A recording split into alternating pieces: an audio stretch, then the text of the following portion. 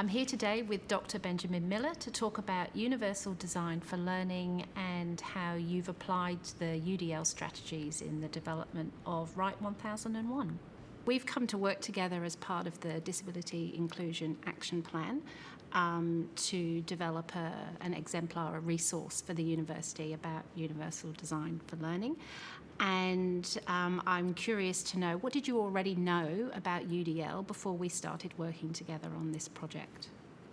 I had heard of UDL as a framework for learning, but I had mistakenly thought of it as a learning strategy or a teaching strategy to support students with a disability or a learning challenge, and I've come to learn that it's not just for students who have recognised learning challenges. It can be for all students.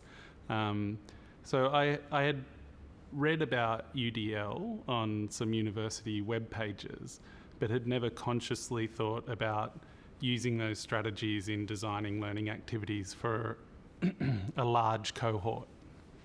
When the project started, what were you curious to know more about?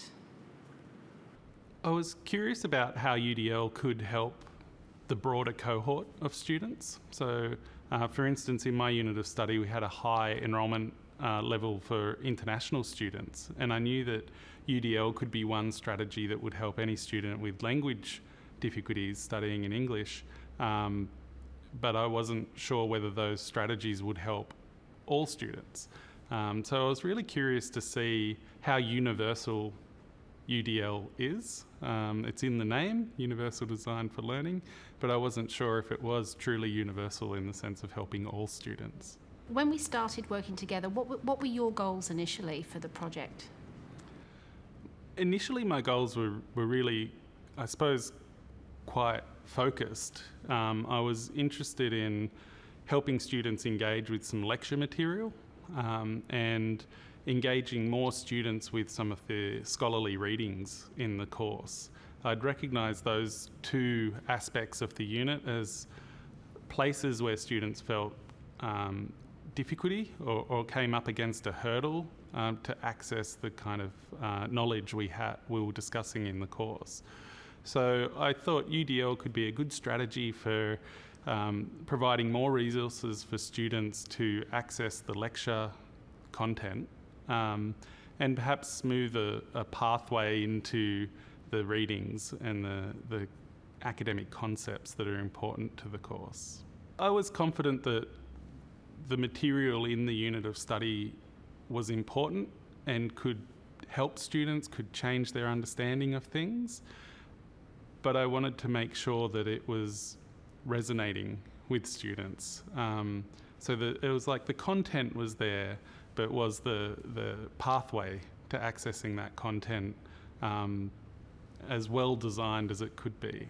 Just broadly speaking, what did you find most useful out of the time we spent working together on this project?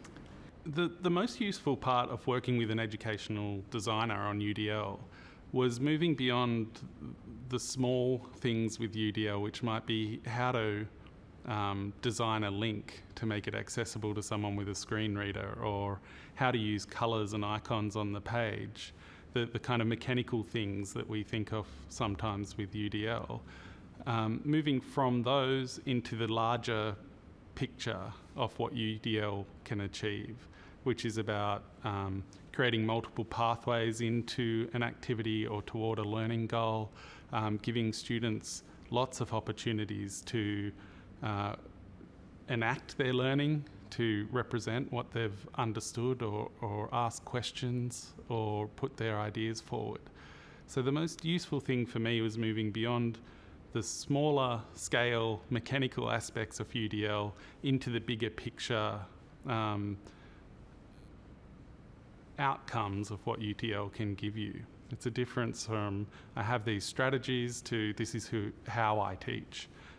So now, instead of thinking I can design a Canvas page well, I think it's important to me as a teacher that students have several pathways to a learning goal.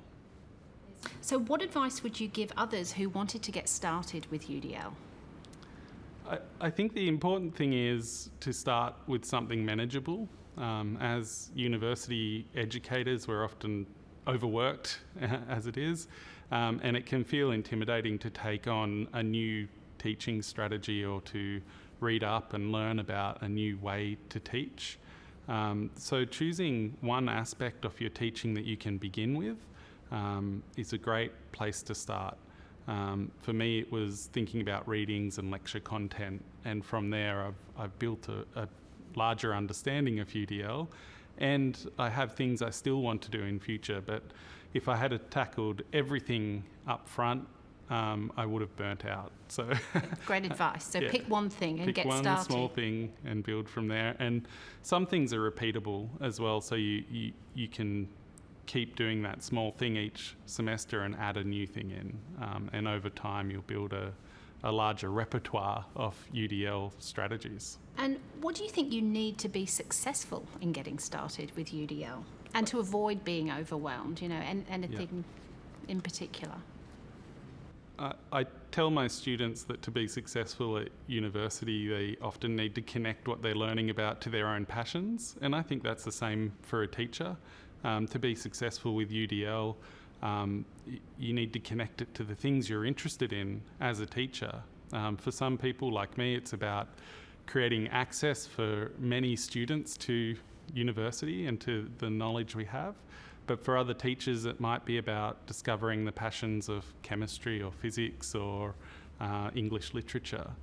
And whatever your passion is as a teacher, if you can connect that to the UDL philosophy and framework, I think that will keep you motivated and give you a reason to keep working on it. Yeah, that's great advice. Do you need to be an expert to get started with UDL? I don't think I was an expert when I started, and I don't think I'm an expert now. So I think, no, you don't need to be an expert with UDL. Think of it as a sounding board in a way. When you look at the UDL framework, you can bounce an idea off it and it'll come back to you in a different frame or with new ideas for how you can achieve whatever you're setting out to achieve. Every time I look at the UDL framework, I get new light bulb moments where I'm thinking, oh, I could try that now, or I could do that differently. So I don't think you need to be an expert. In fact, I think you need to be comfortable not being an expert with UDL in order to get the most out of it. A good saying in the study of rhetoric and composition, I think it comes from Aristotle, that some people speak well by accident and others do it by habit. And I think it can be the same with UDL, that some people teach well by accident, and sometimes you can do it well by habit. And understanding UDL for me has been about improving my intentionality or deliberate design to achieve good things in my teaching, which I think I did accidentally at times before, but I want to do more routinely and habitually now. Some great advice for people getting started. Thank you very much. You're welcome.